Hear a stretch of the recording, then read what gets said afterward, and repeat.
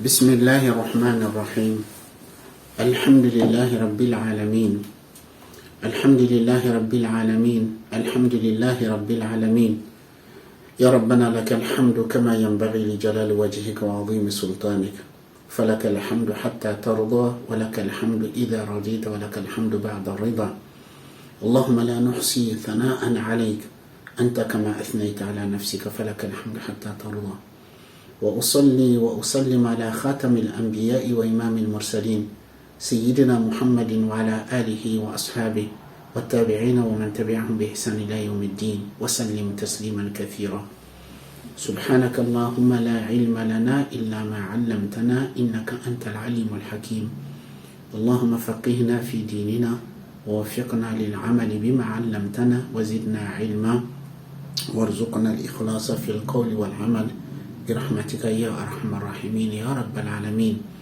Mes chers frères et sœurs, salam alaikum wa rahmatullahi ta'ala wa barakatuh. Qu'Allah subhanahu wa ta'ala agrée nos jeûnes, nos prières, nos invocations, nos bonnes œuvres. Qu'Allah subhanahu wa ta'ala fasse que ce mois de Ramadan béni se termine pour nous par son pardon, son agrément et sa satisfaction. Mes chers frères et sœurs, les jours et les nuits passent très très vite. La semaine dernière, nous étions au début du mois de Ramadan. Nous venons à peine commencer et maintenant il y a une dizaine de jours qui est passé. Et ça passe très très vite. Donc, tenons bon, montrons à Allah subhanahu wa ta'ala notre bonne volonté de gagner sa proximité et son agrément. Donc, dans le cours précédent, nous avons parlé de la place de l'éducation spirituelle, la purification de l'âme, les états du cœur. Donc, il faut savoir que c'est vrai, la dernière fois aussi, j'ai oublié de vous parler d'un point, de dire, en fait, cette branche de science, de connaissance, nous a été enseignée, transmise par le prophète sallallahu alayhi wa sallam.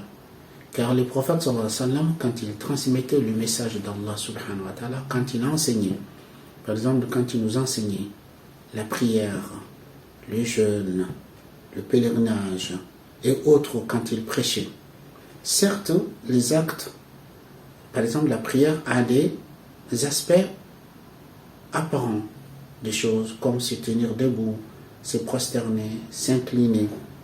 Et aussi, mais il y a des aspects où une attitude intérieure qui accompagne ces aspects apparents. Donc, cette attitude intérieure qui est, par exemple, al-ihtisab, le fait de me chercher que ce qui est auprès d'Allah, qui est al-khushu', l'humilité, qui est al-ikhlas, le dévouement, la sincérité, et ainsi de suite. Donc, en fait, les formes apparentes des choses, ce sont les corps de l'adoration. Et l'âme de ces adorations, l'esprit de ces adorations, c'est cette attitude intérieure qui l'accompagne. C'est pour cela, Imam al-Bouti, rahimahullah, me disait, ibadatun biduni ubudiyya ka jasad bila ruh. Il dit, une adoration sans l'humilité, sans servitude, c'est comme un corps sans vie. Donc, en fait, le but de cheminement, c'est l'éducation spirituelle, cette science, cette branche de science, c'est pour nous éduquer, pour nous apprendre comment parvenir à acquérir, si nous devrons apprendre les règles de fiqh, c'est-à-dire qui nous permet de connaître la validité des actes, notamment concernant les règles apparentes des choses, nous devrons aussi apprendre ce qu'on peut appeler fiqh al-batin, fiqh de l'intériorité qui nous permet de corriger et de parvenir aux attitudes intérieures qui doivent nous accompagner quand on accomplit les bonnes œuvres, les bonnes actions ou les actes d'adoration. Donc aujourd'hui, nous allons parler du cheminement, les étapes, les conditions, les étapes et les conditions. Donc premièrement, il faut savoir que pour cheminer vers Allah subhanahu wa ta'ala et pour se purifier, il n'y a pas 36 000 voies, il n'y a pas 36 000 moyens. Le moyen, c'est l'effort. C'est l'effort. Donc, pour pouvoir cheminer, pour pouvoir se purifier, il faut faire l'effort sur soi. C'est l'effort. Ou bien, autrement dit, si je peux dire, le cheminement, c'est comme un voyage. Et dans ce voyage, la monture qu'on va utiliser pour voyager, c'est l'effort. C'est l'effort. C'est l'effort. Allah subhanahu wa ta'ala, il nous dit dans le Coran, dans Surat Al-Ankabut, l'araignée, je crois que c'est Surat 28, le dernier verset de cette Surat, Allah subhanahu wa ta'ala dit وَالَّذِينَ جَاهَدُوا فِينَا لَنَهْدِيَنَّهُمْ سُبُلَنَا. Ceux qui luttent, ceux qui font l'effort pour notre cause, nous les guiderons dans nos sentiers. Donc ceux qui luttent, ceux qui font l'effort, nous les guiderons. Donc aussi, Allah subhanahu wa ta'ala nous dit dans Surat Muhammad وَالَّذِينَ اهْتَدَوْا زَادَهُمْ هُدًى وَآتَاهُمْ تَقْوَاهُمْ. Et ceux qui se sont mis sur le droit chemin, ceux qui se sont mis sur le droit chemin, زَادَهُمْ هُدًى, Dieu les guidera davantage. وَآتَاهُمْ تَقْوَاهُمْ, et il leur accordera leur piété. Donc, en fait, pour cheminer, pour se purifier, il faut faire l'effort. Bon, bien sûr, bien évident, cet effort n'est possible qu'avec l'aide d'Allah subhanahu wa ta'ala. Donc, raison pour laquelle Allah subhanahu wa ta'ala nous éduque, nous apprend de lui demander qu'il nous guide et de demander aussi son assistance. Par exemple, quand nous lisons Surat al-Fatiha, dans chacune de nos unités de prière, nous disons Iyyaka na'budu wa iyyaka nasta'in. C'est toi seul que nous adorons et de toi seul que nous demandons l'assistance. Ihdina as-sirata al-mustaqim, guide-nous sur le droit chemin. Donc, en fait, il faut savoir, mes chers frères et sœurs, cet effort que nous devrons déployer pour cheminer, pour se purifier, afin que cet effort nous permette d'atteindre les objectifs ou d'atteindre le but, il y a des conditions à respecter. Il y a des conditions à respecter pour que l'effort nous permette d'atteindre les objectifs et les finalités. Donc, quelles sont les conditions de l'effort? Premièrement, dévotion à Allah seul, c'est-à-dire la sincérité. La sincérité. Bon, je vais citer les 4 conditions de l'effort et ensuite on rentrera dans les détails. Donc, première condition, donc, c'est la sincérité. Deuxième condition, c'est la conformité à la sunna du prophète sallallahu alayhi wa sallam, c'est-à-dire suivre le modèle et l'exemple du prophète. Troisième condition, c'est lutter contre soi-même avec constance et persévérance, la constance. Et troisième condition, c'est une volonté ferme et un dessein élevé. Quatrième condition, une volonté ferme et un dessein élevé. Donc maintenant, nous rentrons dans le détail de chacune de ces conditions. En fait, comme je vous disais, pour cheminer, il faut faire l'effort. Mais l'effort ne doit pas être accompli n'importe comment. L'effort doit remplir des conditions pour que cet effort qu'on va déployer puisse nous permettre d'atteindre le but et l'objectif. Donc, première condition de l'effort, c'est la sincérité. La sincérité, ça veut dire quoi? Ça veut dire la motivation qui nous anime à œuvrer soit uniquement la recherche de l'agrément d'Allah et sa satisfaction. La recherche de l'agrément d'Allah et sa satisfaction. C'est ça la seule motivation qui nous motive d'œuvrer dans le bien. Car il faut savoir que la sincérité est une condition sine qua non pour que Allah subhanahu wa ta'ala accepte nos efforts. Allah subhanahu wa ta'ala nous dit dans Surat Al-Kahf, la caverne, Surat 18, verset 110, فَمَنْ كَانَ يَرْجُو لِقَاءَ رَبِّهِ فَلْيَعْمَلْ عَمَلًا صَالِحًا وَلَا يُشْرِكْ بِعِبَادَةِ رَبِّهِ أَحَدًا. Quant à celui qui espère la rencontre de son Seigneur, qu'il œuvre de bonnes œuvres, qu'il accomplisse de bonnes œuvres et qu'il n'associe rien dans l'adoration de son Seigneur. Et Imam al-Hassan al-Basri, rahimahullah, il disait au sujet du verset de Surat al-Mulk, la royauté, quand Allah subhanahu wa ta'ala dit الذي خلق الموت والحياة ليبلوكم أيكم أحسن عملا. nous dit, c'est celui qui a le verset 2 de Surat al-Mulk, la royauté, c'est celui qui a créé la mort et la vie, afin de vous mettre à l'épreuve pour savoir qui d'entre vous est meilleur en œuvre, qui d'entre vous est meilleur en action. Hassan al-Basri, rahimahullah, il dit, le meilleur en œuvre ou le meilleur en action, il dit, c'est le plus sincère et le plus juste. C'est-à-dire celui qui est plus sincère dans ses actes, dans ses œuvres, et qui est plus juste. Il dit, car si l'œuvre est juste et pas sincère, Allah ne l'acceptera pas. Et si l'œuvre est sincère, pas juste, aussi, il ne sera pas accepté par Allah. Pour que Allah accepte une œuvre, il faut qu'elle soit sincère et juste. Et on lui pose la question, que veut dire la sincérité de l'action et que veut dire la justesse? Il dit, la sincérité, c'est le fait que l'œuvre soit accomplie uniquement en vue de plaire à Allah subhanahu wa ta'ala. Et juste, qu'il soit conforme à ce qui nous a été enseigné par le prophète sallallahu alayhi wa sallam. Ensuite, il récita le verset que j'avais cité, le dernier verset de Surat al-Kahf, فَمَنْ كَانَ يَرْجُو لِقَاءَ رَبِّهِ فَلْيَعْمَلْ عَمَلًا صَالِحًا وَلَا يُشْرِكْ بِعِبَادَةِ رَبِّهِ أَحَدًا. Quant à celui qui espère la rencontre de son Seigneur, qu'il accomplisse de bonnes œuvres et qu'il n'associe rien dans l'adoration de son Seigneur. Et Allah subhanahu wa ta'ala, il dit dans le hadith Qudsi, أَنَا أَغْنَى الشُّرَكَاءِ عَنِ الشِّرْكِ مَنْ عَمِلَ عَمَلًا أَشْرَكَ مَعِيَ فِيهِ غَيْرِي تَرَكْتُهُ وَشِرْكًا. Donc Allah subhanahu wa ta'ala, il dit, je suis celui qui se passe de toute forme d'associationnisme. Allah n'a pas besoin d'associer. Je suis celui qui se passe de toute forme d'associationnisme. Quiconque qui a accompli une œuvre à travers laquelle il m'associe autre chose, je le délaisse et son associé. Je le délaisse et son associé. Et le prophète sallallahu alayhi wa sallam, il nous dit que Allah n'accepte de l'œuvre que ce qui a été accompli uniquement en vue de la recherche de sa face, c'est-à-dire son agrément et sa satisfaction. Donc, ça devrait être quelque chose qui doit nous préoccuper dans nos actions, dans nos œuvres. De se dire, est-ce que je œuvre pour Allah? Est-ce que je œuvre pour la recherche de satisfaction d'Allah? Ou bien je œuvre pour autre chose?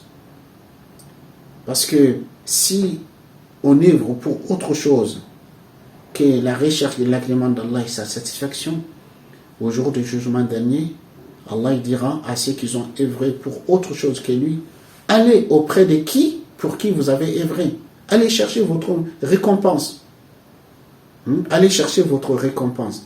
Donc c'est pour cette raison, parmi les conditions de cheminement spirituel, de l'effort qu'on va faire, arriver à purifier son intention, arriver à œuvrer pour la sincérité. Mais il faut savoir que pour parvenir à la sincérité, ce n'est pas une mince affaire, ce n'est pas quelque chose d'aisé.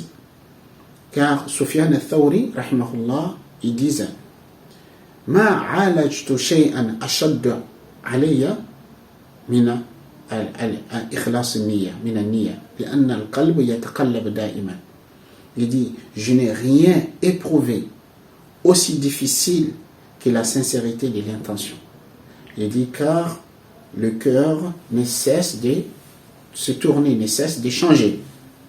Le cœur, il tourne, le cœur change. Donc, le cœur change constamment. Donc, c'est-à-dire, il se peut qu'on va commencer une œuvre, une action avec une bonne intention, une intention sincère, mais pendant qu'on est en train d'œuvrer, l'intention va changer. Comme aussi, il se peut aussi qu'on commence une action avec une bonne intention et que la bonne intention nous accompagne, mais pendant l'action et à la fin, l'intention, le cœur il va tourner, l'intention il va changer. Donc il faut rester vigilant, il faut rester attentif.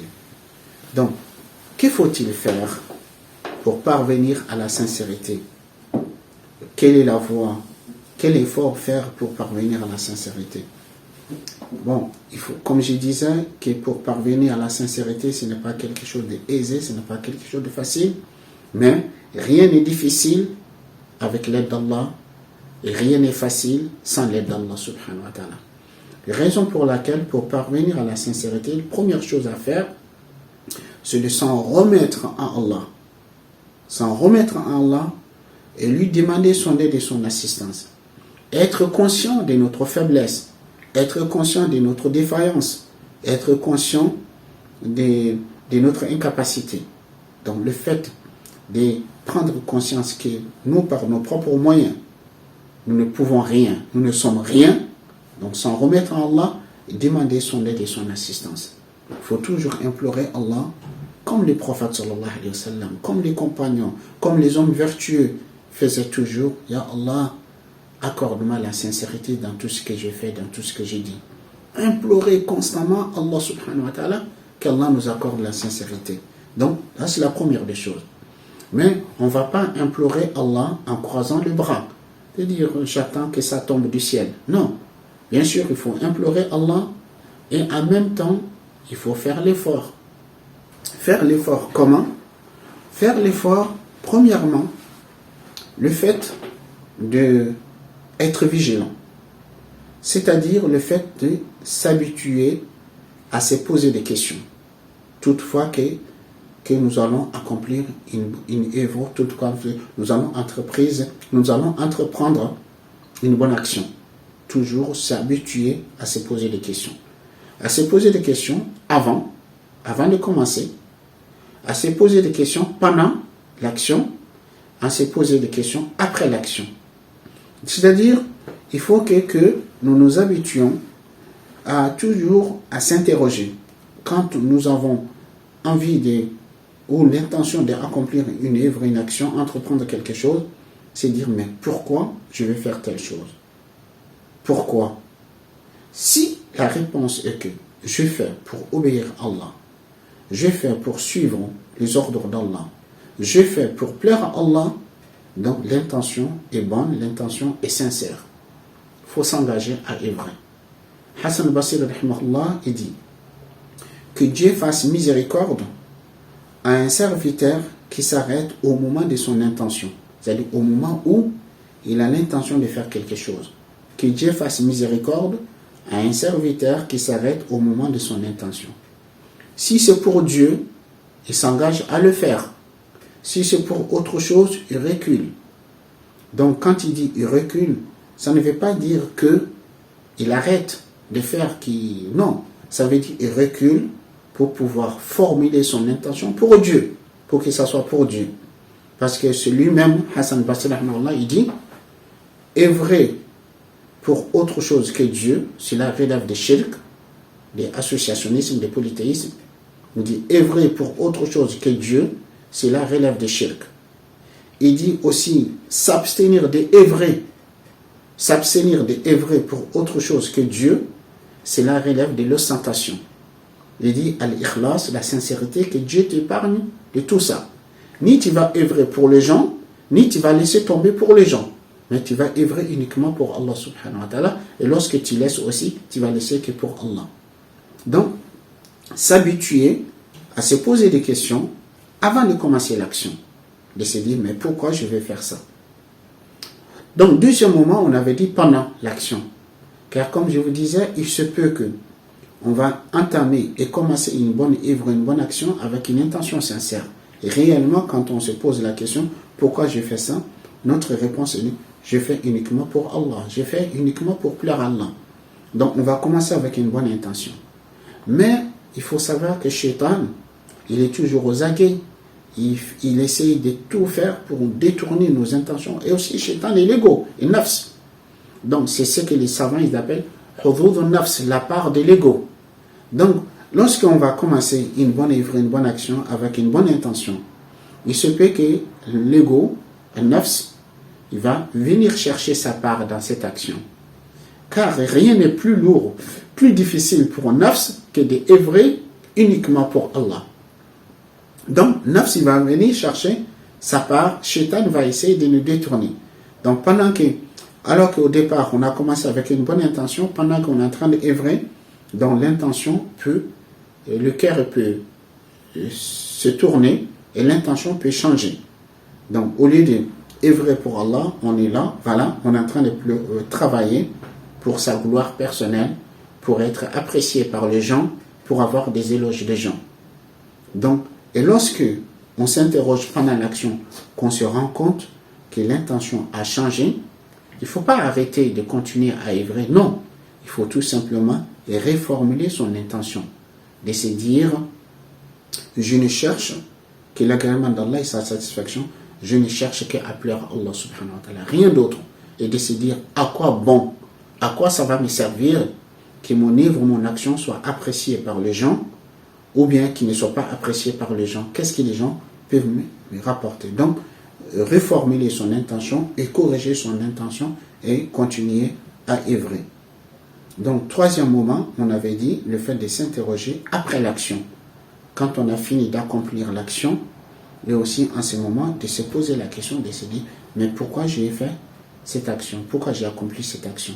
Si toujours la réponse était, je l'ai fait pour Allah, je fais pour suivre l'ordre d'Allah, je fais pour plaire à Allah, alhamdulillah, on remercie Allah qui nous a facilité, qui nous a guidés à œuvrer pour lui. Donc on remercie Allah. Mais par contre, si on se rend compte, puisque des fois, il se peut qu'après avoir accompli une bonne œuvre, une bonne action, comme je vous disais, un nafs, l'ego, il vient chercher sa part dans cette action, qui commence à nous flatter, qui commence à nous chanter, ah, mashallah, t'as vu qu'est-ce que tu as fait? T'as vu qu'est-ce que tu as accompli? Mashallah, c'est énorme, c'est magnifique, c'est extraordinaire. Il commence à nous gonfler et tout d'un coup, on trouve que l'intention commence à tourner. Au lieu d'avoir œuvré pour Allah, en fait, on cherche à se gonfler, on cherche à sa gloire personnelle. Non. Ou bien même aussi, ça peut venir aussi des shaitan. Donc, quand on se rend compte de cela, on dit non. Je n'ai œuvré que pour Allah. Je n'ai accompli cette action que pour chercher l'agrément d'Allah et la satisfaction d'Allah. Donc, on reste vigilant et on persévère et on implore Allah subhanahu wa ta'ala. Bien sûr, Inch'Allah, avec l'aide d'Allah, on parviendra à la sincérité. Lorsqu'on parviendra à la sincérité, c'est là où Shaitan va nous laisser tranquille. Shaitan ne va plus tourner autour de nous quand on parvient à la sincérité. Parce que Shaitan, il va se dire, je n'ai plus à gagner avec lui. Je n'ai plus à gagner avec lui, donc je ne vais pas perdre mon temps avec lui. Donc, Allah subhanahu wa ta'ala, quand Shaitan jure par Allah qui va égarer les serviteurs d'Allah, après il fait une exception, il dit Illa ibadaka minhumul mukhlasin. Il dit sauf tes serviteurs qui sont sincères. C'est-à-dire, tes serviteurs qui sont sincères, je ne pourrai pas les égarer. Allah subhanahu wa ta'ala lui répond, il dit Inna ibadi laysa laka alayhim sultan. Certes, mes serviteurs, c'est-à-dire mes serviteurs dévoués et sincères, tu n'as aucun pouvoir sur eux. Donc, la sincérité dans l'action, c'est la première condition pour que l'effort puisse nous permettre d'atteindre le but. Deuxièmement, on avait dit la conformité à la sunna, le fait de suivre le prophète sallallahu alayhi wa sallam. Allah subhanahu wa ta'ala, il a choisi et élu les prophètes et les messagers pour que ce soit eux les guides qui nous conduisent dans notre cheminement vers Allah. On doit suivre leurs pas, on doit suivre leur exemple. Donc cheminer vers Allah ne se fait pas selon ce qu'on a envie de faire, selon ce qu'on aime, mais le cheminement doit se faire en suivant les prophètes et les messagers. Donc on doit suivre leurs pas, on doit suivre la voie qu'ils nous ont tracée. C'est le prophète sallallahu alayhi wa sallam, il nous dit Man ahdatha fi amrina hadha ma laysa minhu fahuwa rad. Il dit quiconque qui innove dans cette affaire ce qui ne fait pas partie, ce qui n'en fait pas partie sera rejeté. Ou bien Man amila amalan laysa alayhi amruna fahuwa rad. Quiconque qui va œuvrer une œuvre qui n'est pas conforme à notre commandement sera rejeté. Imam al-Junaydi rahimahullah, il dit kullu turuq masduda illa man jaa ou illa man khata wara rasulillah sallallahu alayhi wa sallam. Imam al-Junaydi dit toutes les voies sont sans issue, ou tous les chantiers sont sans issue à l'exception de celui qui viendra derrière le prophète sallallahu alayhi wa sallam. C'est-à-dire tous les chemins, tous les voies qu'on va emprunter pour cheminer vers Allah subhanahu wa ta'ala, ça ne nous conduira pas vers Allah si on ne suit pas la voie, les traces, les pas du prophète sallallahu alayhi wa sallam.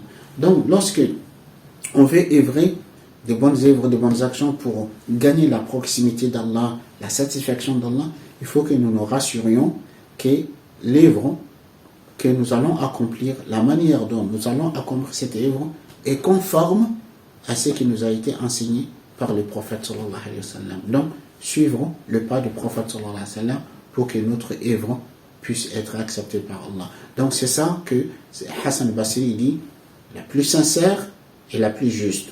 La justesse, le fait qu'il soit conforme à ce qui nous a été enseigné par le prophète sallallahu alayhi wa sallam.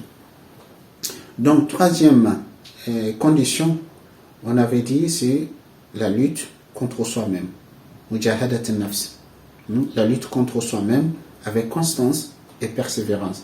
Le prophète sallallahu alayhi wa sallam, il nous dit dans un hadith rapporté par l'imam Ahmad Abu Daoud et d'autres, on dit wal mujahidu man jahada nafsahu fillah. Il dit le combattant, le vrai combattant, c'est celui qui lutte contre soi-même pour Allah subhanahu wa ta'ala. Donc en fait, il faut savoir que pour cheminer, on doit cheminer d'une manière constante. On ne peut pas cheminer d'une manière intermittente. C'est-à-dire, il y a des moments, je fais l'effort, il y a d'autres moments, je prends un congé. Non. Allah subhanahu wa ta'ala, il nous dit dans le Coran, Ya ayyuhal insan, innaka kadihun ila rabbika kadhan famulaqih. Ô toi l'homme qui s'efforce sans relâche. Ô toi l'homme qui s'efforce sans relâche vers ton Seigneur, alors tu le rencontreras.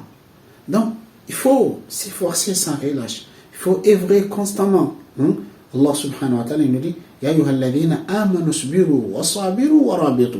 Ô vous les croyants, isbiru, soyez patients, soyez endurants. Wa sabiru, incitez-vous mutuellement à la patience, à l'endurance. Wa rabitu, et soyez constants. Wa rabitu, soyez constants. Donc, on doit lutter, on doit faire l'effort d'une manière constante. D'une manière constante et on doit persévérer dans cet effort.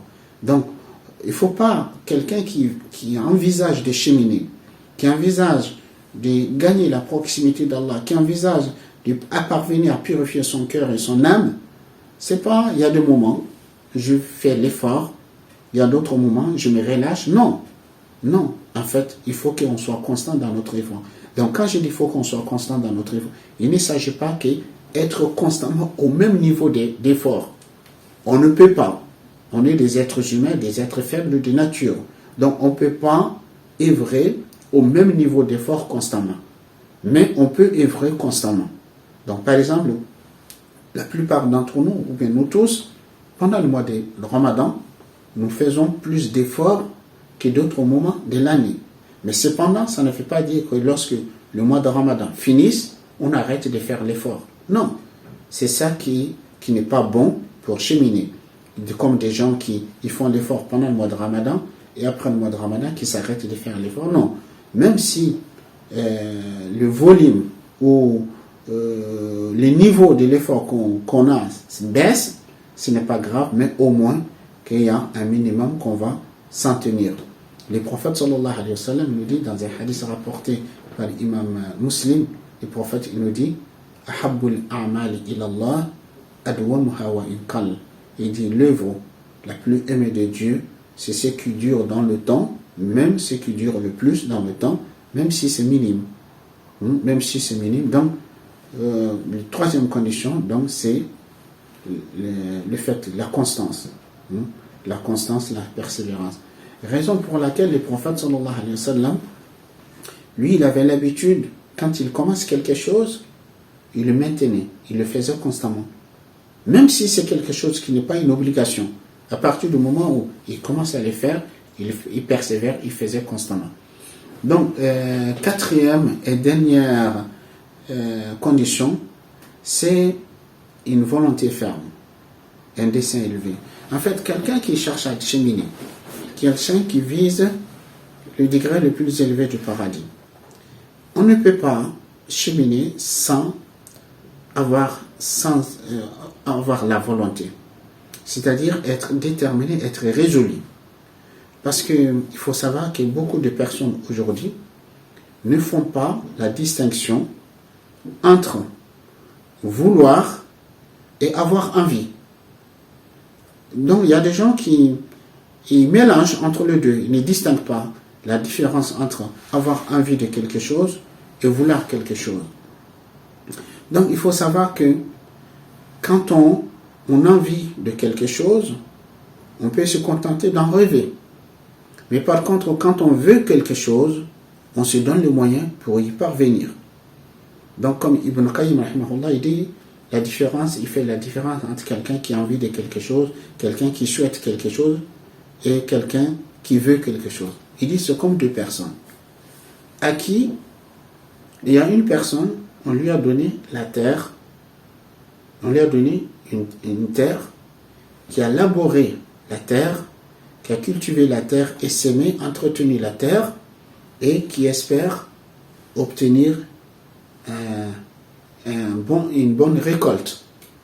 Il a labouré, semé, entretenu, il espère obtenir une bonne récolte.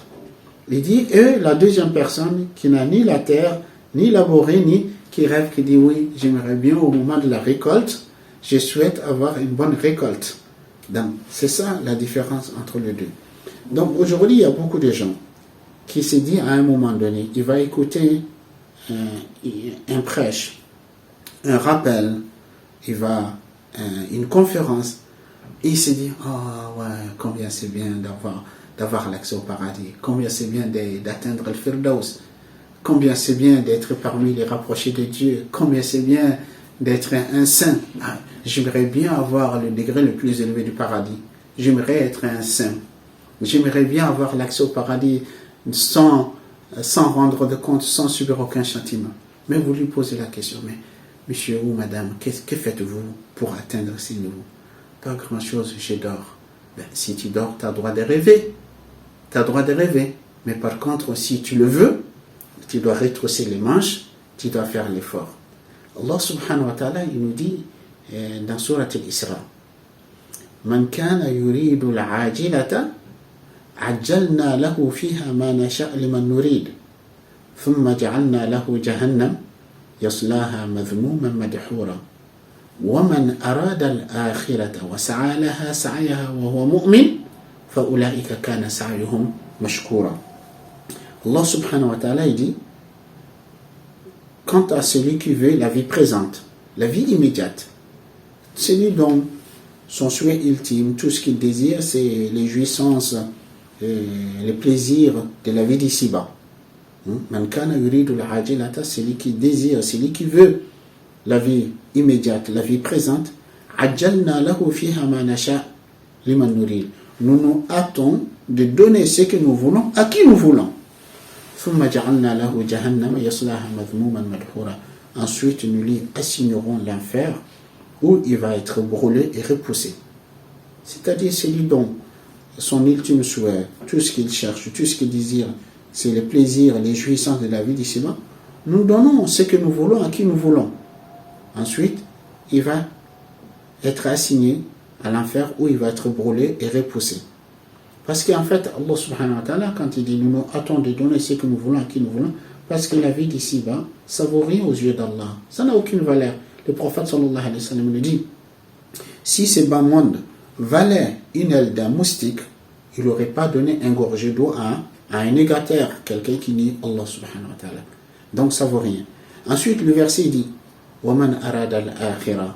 Mais quant à celui qui veut l'au-delà, وَسَعَى لَهَا سَعْيَهَا, et qu'il aurait fourni l'effort qui y mène.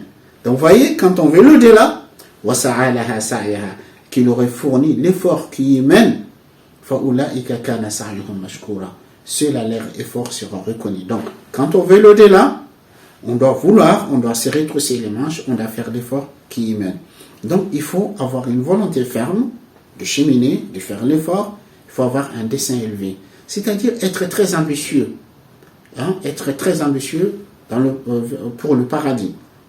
Ne pas se contenter de minimum. C'est-à-dire, le prophète sallallahu alayhi wa sallam nous a appris de dire, quand on cherche le paradis, quand on invoque Allah, de lui demander qu'il nous accorde al-Firdaus, qui est le degré le plus élevé du paradis. Le degré le plus élevé du paradis, donc il faut avoir un dessein élevé pour cheminer. Parce que quelqu'un, en fait, selon notre ambition, on va faire l'effort. Mais quelqu'un, par exemple, qui se dit, je sais que l'enfer c'est terrible, que Dieu nous en préserve. Et mon seul souhait, c'est d'avoir l'accès au paradis.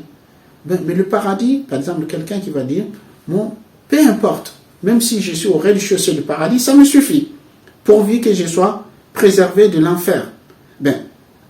Cette personne, elle va faire l'effort en fonction de ses ambitions. Mais par contre, la personne qui se dit, moi je vise al-Firdaus, al-A'la. Je sais que le paradis c'est bien, mais moi je vise le Firdaus al-A'la. En faisant l'effort pour ça, même Inch'Allah, si on n'atteint pas le Firdaus, quelqu'un comme le prophète nous dit, il y a 100 degrés dans le paradis. Même si je n'atteins pas le 100e, si je suis au 50e ou au 60e, alhamdulillah, j'ai bien gagné. Mais par contre, celui qui va viser le rez-de-chaussée, si jamais tu rates le rez-de-chaussée, c'est de l'autre côté que Dieu nous en préserve. Et le prophète sallallahu alayhi wa sallam, il nous a appris le fait d'être ambitieux et en même temps vouloir faire l'effort. Il y a un jeune homme qui s'appelle Rabi'a ibn Ka'b al-Aslami qui servait le prophète sallallahu alayhi wa sallam, c'est-à-dire qui était au service du prophète. Rabi'a, radiyallahu anhu, dit un jour, j'apportais au prophète sallallahu alayhi wa sallam son eau pour ses ablutions. Je lui ai apporté son eau pour ses ablutions. Le prophète, il a fait ses ablutions, et quand il a fini de faire ses ablutions, il dit à Rabi'a, demande-moi ce que tu veux. Demande-moi ce que tu veux. Ça dit, dis-moi, qu'est-ce que tu veux, je demanderai à Allah de t'accorder ce que tu veux.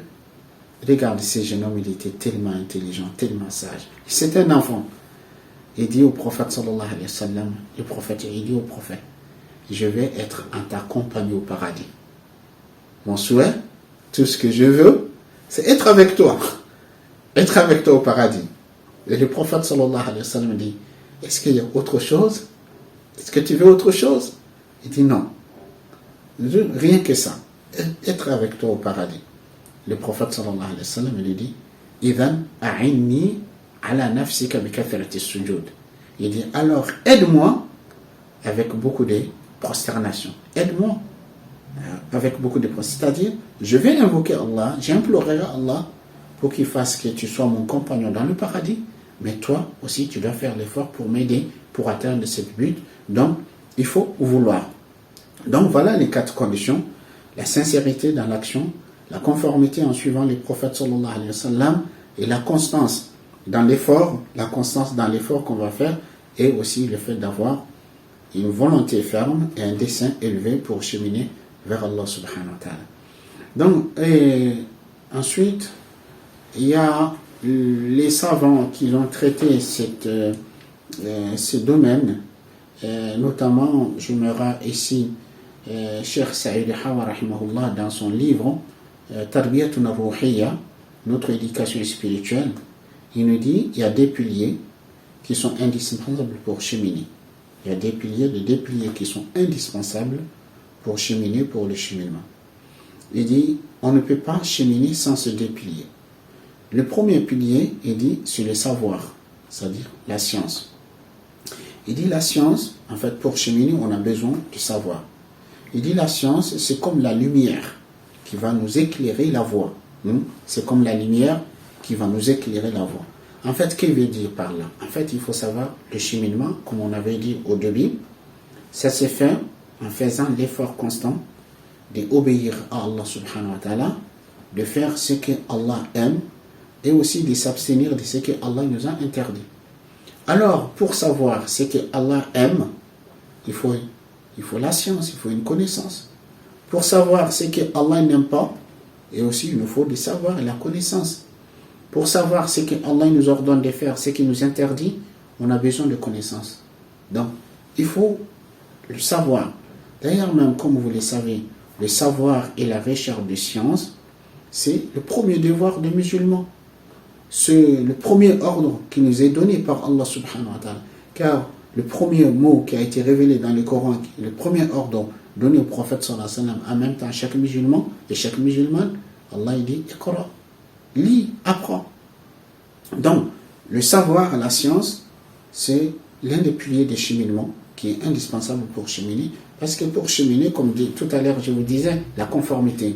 pour savoir est-ce que ce que je vais faire, c'est conforme à l'enseignement des prophètes, ce n'est pas une innovation, j'ai besoin de savoir, de connaissances. Donc, le savoir, c'est comme la lumière qui va nous éclairer la voie, c'est comme le guide. Et ensuite, le deuxième, il dit, c'est al-dhikr, le rappel, l'évocation d'Allah subhanahu wa ta'ala. Il dit, l'évocation d'Allah, c'est comme l'approvisionnement et l'accompagnement. C'est l'approvisionnement et l'accompagnement. En fait, pour cheminer, pour voyager, on a besoin d'un guide et aussi on a besoin de l'approvisionnement pour pouvoir cheminer. Donc, le rappel d'Allah subhanahu wa ta'ala, c'est l'approvisionnement et l'accompagnement qui nous accompagnent dans notre cheminement.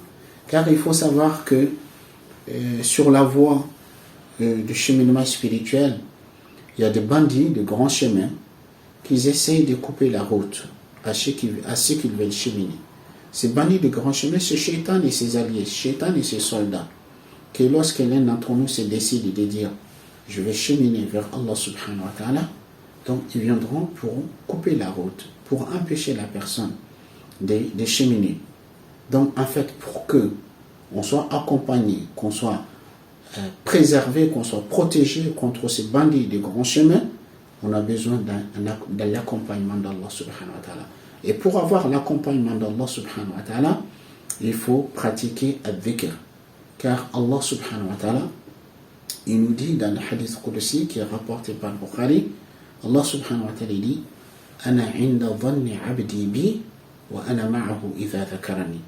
Allah subhanahu wa ta'ala dit je serai conforme à la pensée, à l'opinion que mon serviteur s'est fait de moi. Comme tu penses de lui, il sera ainsi pour toi. Donc, je serai conforme à la pensée que mon serviteur s'est fait de moi. Et je suis avec lui lorsqu'il se souvient de moi. Quand tu es dans le souvenir de Dieu, quand tu évoques Allah, tu mentionnes Allah, Allah est avec toi. Et dans le Coran, Allah subhanahu wa ta'ala, il nous dit Fadhkuruni adhkurukum. Et souvenez-vous de moi, je me souviendrai de vous. Donc Allah subhanahu wa ta'ala, lorsqu'on l'évoque, on se souvient de lui, Allah subhanahu wa ta'ala est avec nous par ses soins, est avec nous par sa protection, il est avec nous par son assistance.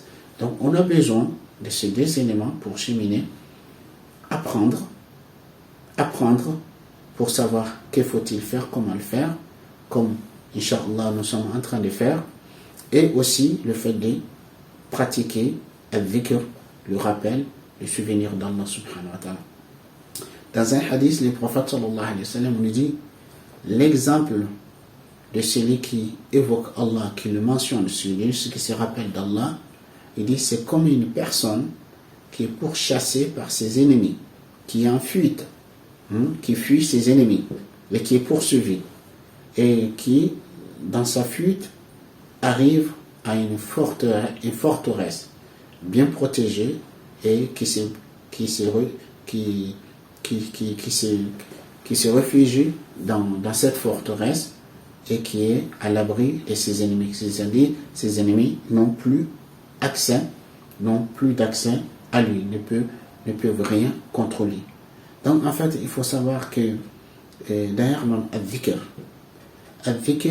c'est un objectif en soi.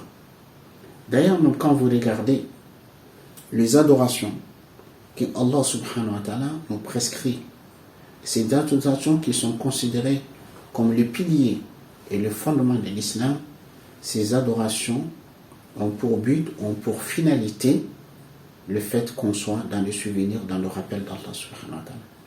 Par exemple, si vous prenez les 5 piliers de l'islam, les 5 piliers de l'islam, le premier pilier c'est quoi? C'est shahada, l'attestation de foi. Shahada, la ilaha illallah, c'est le meilleur des dhikr. C'est le meilleur des dhikr, le meilleur de rappel, la ilaha illallah.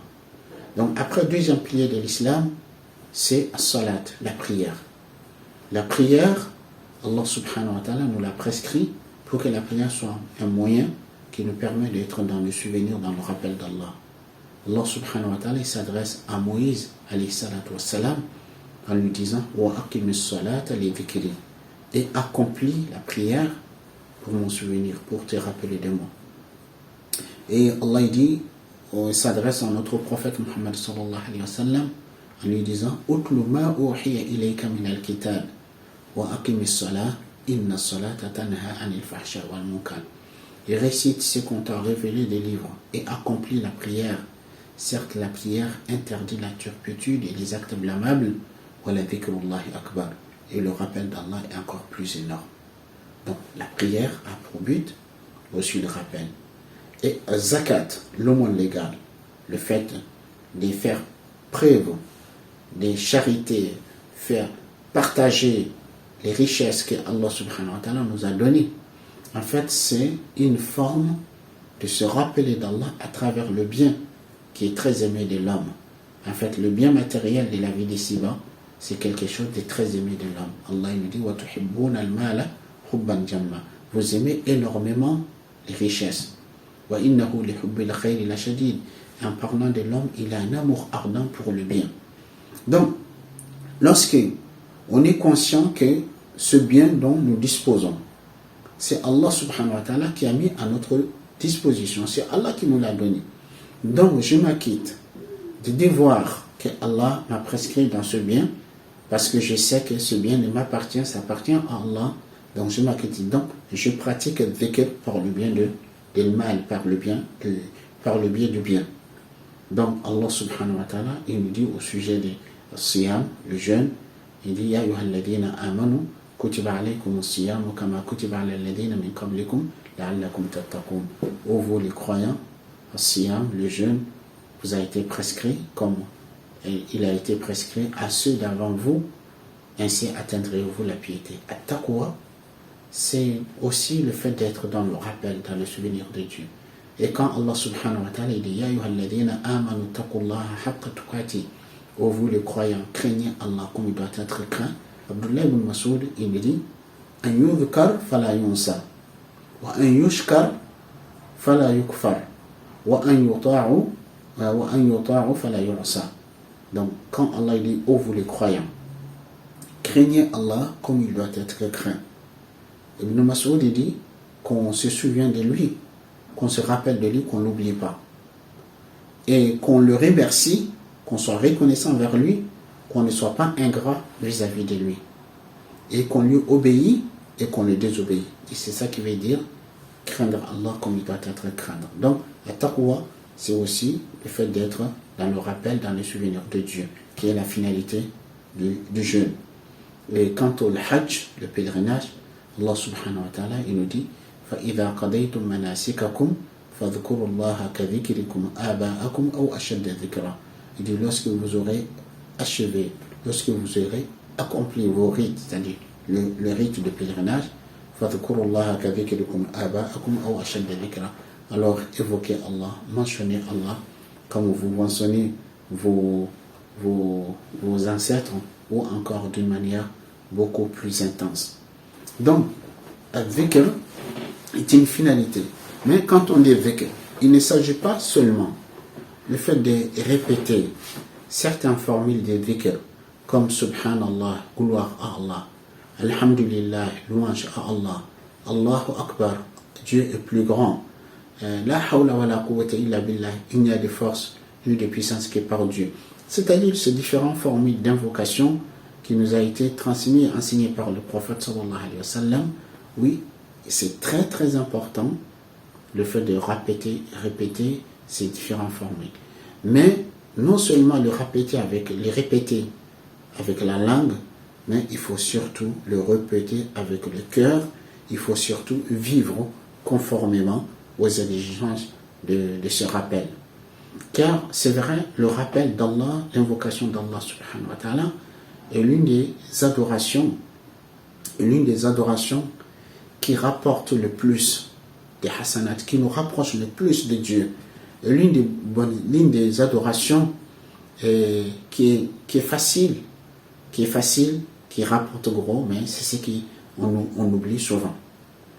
Et d'après An-Nu'man ibn Bashir, qu'Allah l'agrée, il dit que le prophète sallallahu alayhi wa sallam a dit Ala unabbi'ukum bi khayri a'malikum wa azkaha 'inda malikikum وأرفعها في درجاتكم وخير لكم من إنفاق الذهب والورق وخير لكم من أن تلقوا عدوكم فتضربوا أعناقهم ويضربوا أعناقكم قالوا بلى يا رسول الله قال ذكر الله تعالى وقال معاذ بن جبل رضي الله عنه ليس شيء أنجى من عذاب الله من ذكر الله تعالى.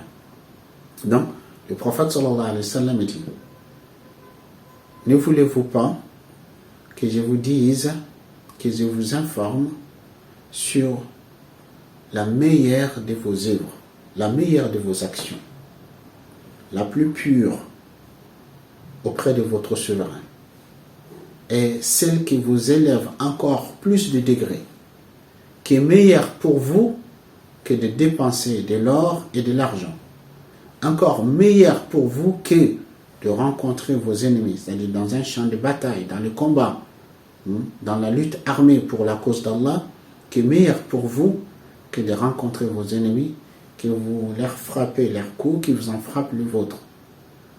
Les compagnons, ils ont dit bien sûr que oui, au messager de Dieu. Et le prophète sallallahu alayhi wa sallam dit Dhikrullahi ta'ala. Il dit le fait de pratiquer le rappel d'Allah, l'évocation d'Allah subhanahu wa ta'ala. Donc, et c'est la meilleure des œuvres. Et Mu'adh ibn Jabal radiallahu anhu dit rien n'est plus susceptible de préserver, de sauver les serviteurs du feu de l'enfer plus que le rappel d'Allah subhanahu wa ta'ala. Le rappel d'Allah, c'est ce qui nous permet d'être plus sauvés. Donc, comme je vous disais, le rappel d'Allah subhanahu wa ta'ala, ce n'est pas seulement le fait de répéter différentes formules d'invocation, mais aussi c'est le fait de le vivre. En fait, de vivre dans le souvenir de Dieu. Car le but et la finalité de pratiquer le rappel, c'est être dans le rappel. Allah subhanahu wa ta'ala, il nous dit Inna fi khalqis samawati wal ard wa ikhtilafi al-layli wan nahar la ayatin li ulil albab alladhina yadhkuruna Allaha qiyaman wa qu'udan wa ala junubihim wa yatafakkaruna fi khalqis samawati wal ard rabbana ma khalaqta hadha batila subhanaka faqina adhaban nar.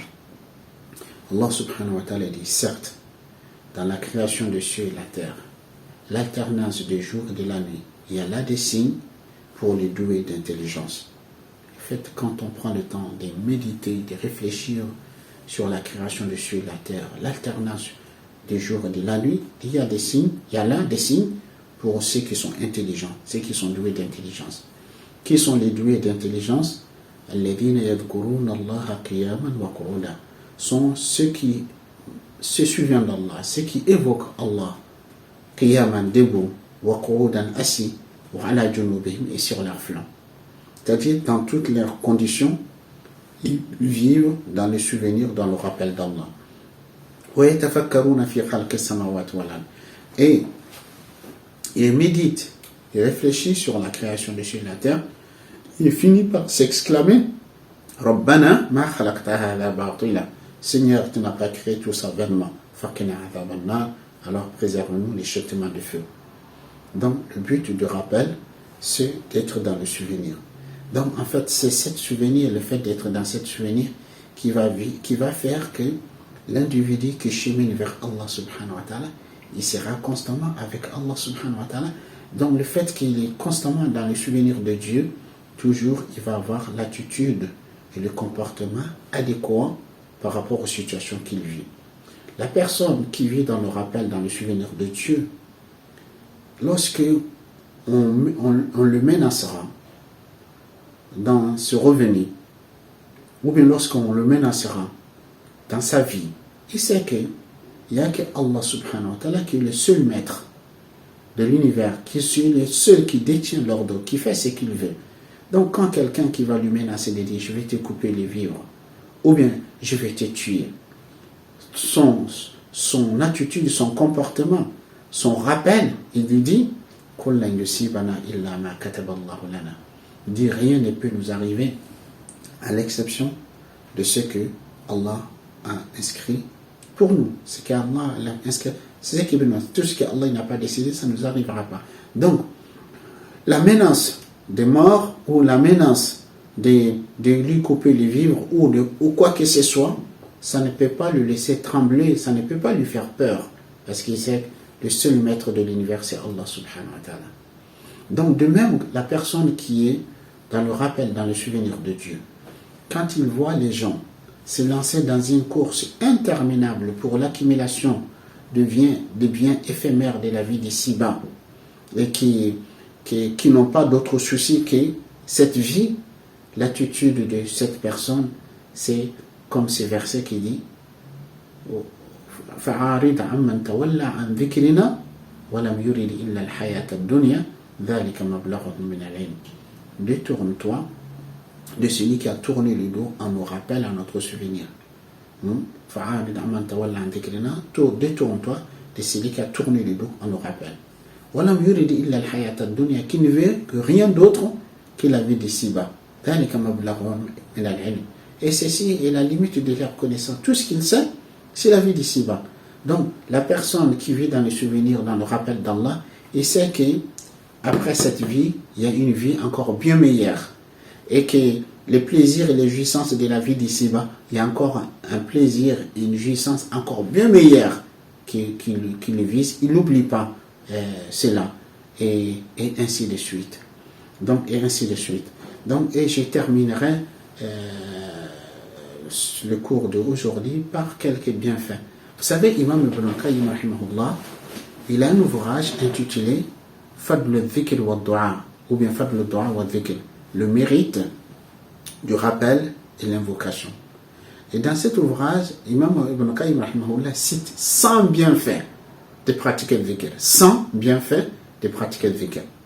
Donc, parmi ces 100 bienfaits, il dit le fait de pratiquer le dhikr, ça nous permet de parvenir à aimer Allah et d'être aimé d'Allah.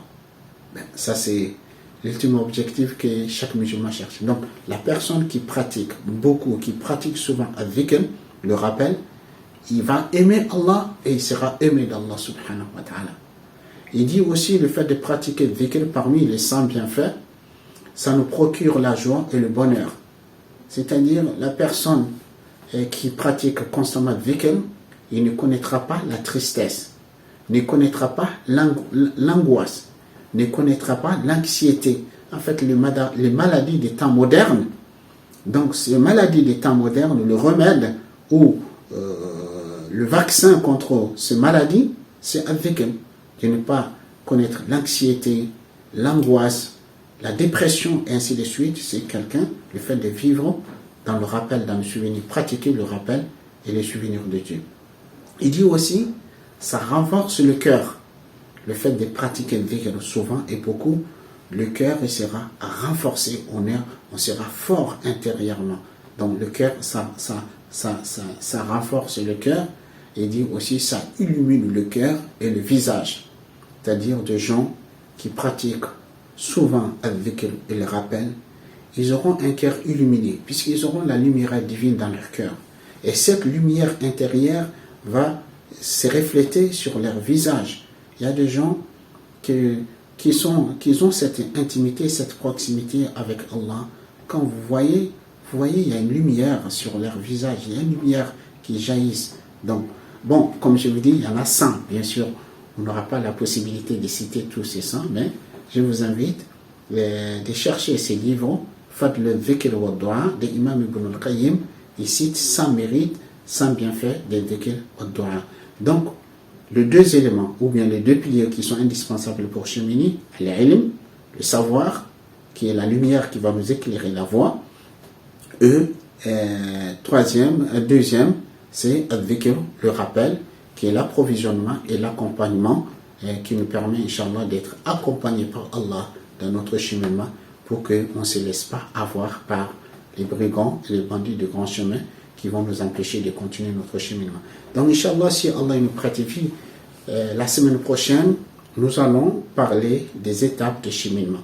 C'est-à-dire dans le cheminement, par où commencer, par où commencer et par quoi commencer, Inch'Allah. Donc, d'ici là, je vous laisse, Inch'Allah, sous la protection d'Allah subhanahu wa ta'ala. Qu'Allah agrée nos jeûnes, nos prières, nos invocations, nos bonnes œuvres. Qu'Allah fasse que ce mois béni se termine pour nous par son pardon sa miséricorde et son agrément. Qu'Allah vous bénisse. Wassalamu alaikum wa rahmatullahi wa barakatuh.